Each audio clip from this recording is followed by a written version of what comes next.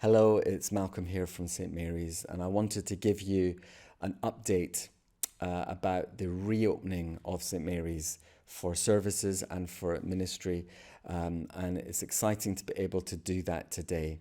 I know that over the last 3 months of lockdown, there have been tremendous challenges that we've faced, and I want to say well done in the way that you have risen to the challenges of lockdown. I know there's been some silver linings to some of those clouds as well. It feels very much like the lockdown period has elements of it that are very cross-shaped, which have been, where there's been suffering, where there's been pain, where there's been distress.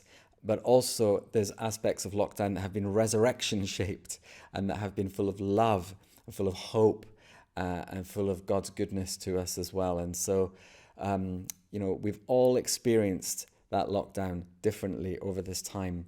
And as we do emerge together, and I'm going to be sharing some of the practicalities in just a moment, I really want us to keep hold of the big picture of what we believe God is saying to us in these days.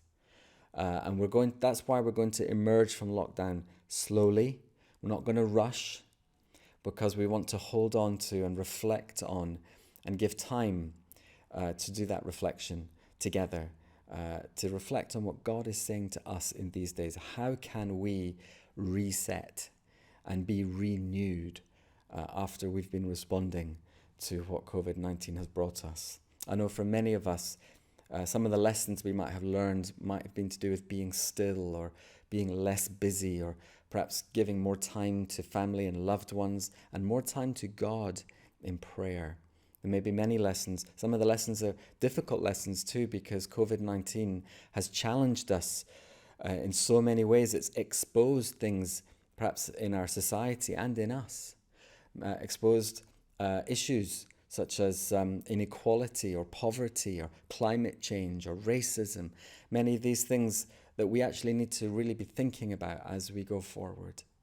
And I know that many of us have really had a difficult time, and there's a lot of lamentation and grief and loss perhaps that some people may be experiencing. So I'm aware that while we celebrate coming back into the church building, we do so with a mixture of lamentation and celebration, thanksgiving and grieving. And that's okay. That's perfectly normal, and it's good. And we want to give time to that in our humanity, coming before God in the mixture of our emotions. That's all good. It's okay. And I know that even as we're hearing about re-emerging from lockdown, it will produce different reactions in all of us, really. Some of us will be feeling differently about all these things. And again, that's okay. But we want to be able to do this together, love one another, be brave and be kind together in the way that we approach all of these things. So, friends, can I just share a few practicalities with you? You will have hopefully now received an email from us as a church with a pastoral letter, with information about how the Sundays can work, and also the consultation that we're going to go through as well with you to get your preferences and any feedback from you that you want to give to us. I want to assure you that everything we do will be done with safety at its heart, and also with a real desire for us to encounter God in the ways that we can. Because I know that we will have to operate with restricted numbers and with social distancing and so on. And that's all good. And we accept that as part of loving one another in this season. So just to let you know that Cafe will be reopening on the 20th of July for mornings only. That's Cafe Hope. Mornings only from the 20th of July. And then church itself, the services will be restarting from the 26th of July.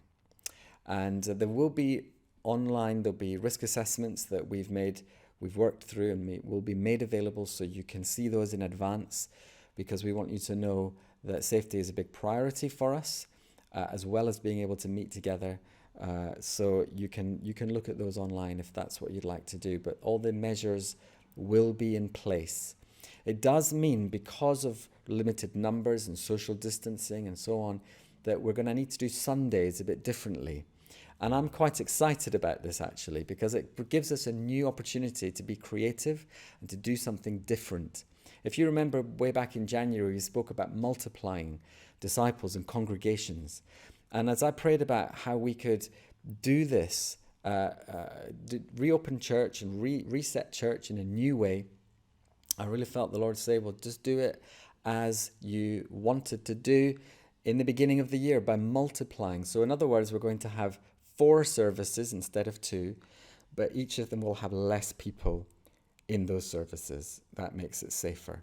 So these are called Revive Sundays. So Revive Sundays are a temporary approach to the social distancing and the reduction of numbers. So it's not going to be a permanent change, but it is going to be temporary. And there's going to be services at 9 a.m., 11 a.m., 3 p.m. and 5 p.m. And so we want to be able to hold the space that we had at 8:45 and 10:30, and also the new congregation we were planning at 4 p.m. We're going to be holding those for a date later on when restrictions are eased further. But for now, this is the approach we're taking with Revive Sundays. That's why I would really encourage you to get your consultation form in and express those preferences. We're going to try our best to help you get something of what you can do, so you can put them in order 1, 2, 3, 4. At Revive Sundays, there will not be Ignite groups, but children will be welcome, particularly at the 11 o'clock, 3 o'clock and 5 o'clock. The 9 a.m. will still have a more reflective, liturgical feel to it. It will feel a bit like the 8:45 used to be. But children are very welcome, and young people back in church together. So also just to let you know, we won't be able to celebrate communion yet. There won't be sung worship just yet. There won't be tea and coffee just yet. But I am also excited at the creative ways we can still approach these Sundays. We may well do things like saying psalms together. We may well reflect together on what it means to lament, or what it means to celebrate, what God is saying to us in these days, in these times. And that's going to be important. So we're going to be finding ways together of still meeting and still encountering God together in smaller services, in shorter, smaller services as well, so that we can still multiply and still see God's kingdom at work among us. Do get those consultations in the 10th of July, because we would love to be able to put those together. Online, we're going to be looking at it won't be live, but we are going to record what's happening on the Revive Sunday, and then we will be able to post that on the YouTube channel. So if you're staying at home for any particular reason, which we do understand, you'll still be able to see what happened online on the Sunday in church. So you'll be fully up to speed with what's been going on. Also, the midweek service will be still going out online as well. We'll still be doing different things online, so it will be a hybrid of online and here in church as well.